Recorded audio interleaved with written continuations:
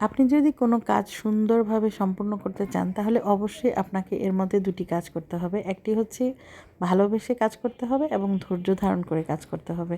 এই দুটির মধ্যে যে কোনো একটি যদি কম থাকে তাহলেই আপনি আপনার লক্ষ্যে পৌঁছতে পারবেন না। হ্যালো ভিউয়ার্স, আসসালামু আলাইকুম। সবাই কেমন আছেন? আশা করি সবাই অনেক ভালো আছেন। আমিও আলহামদুলিল্লাহ ভালো আছি। ওয়েদারের কারণে একটু ঠান্ডার সমস্যায় ভুগছি, যার জন্য ভয়েস দিতে একটু কষ্ট হচ্ছে। আজকে আমি যে সবজিটা দেখাবো সেটা আপনারা রুটির সাথে, ভাতের সাথে, যে কোনো জিনিসের সাথে খেতে পারবেন। তবে আমি যেটা করছি সেটা হচ্ছে সকালে রুটির সাথে খাওয়ার জন্য করছি। প্রতিদিন একই রকম আলু ভাজি বা ডিম ভাজি দিয়ে নাস্তা দিলে বাচ্চারা একই খাবার খেতে চায় না, তাই ভেরিয়েশন আনার জন্য মাঝে মাঝে আমি রুটির সাথে ভাজিটা একটু চেঞ্জ করে থাকি।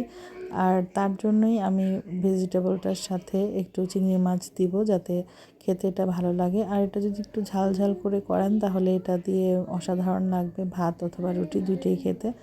যাই হোক, আমরা যেই কাজই করতে চাই বা যে লক্ষ্যে পৌঁছতে চাই, সেই লক্ষ্যে পৌঁছানোর আগে আমাদের অনেক বাধা অতিক্রম করতে হয়।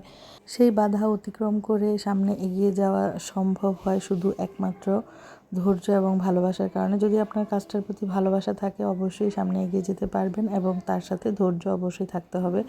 ধৈর্য ধারণ করলে তার ফল অবশ্যই মিষ্টি হয়ে থাকে, যার কারণে আমাদের ধৈর্যহারা হলে চলবে না।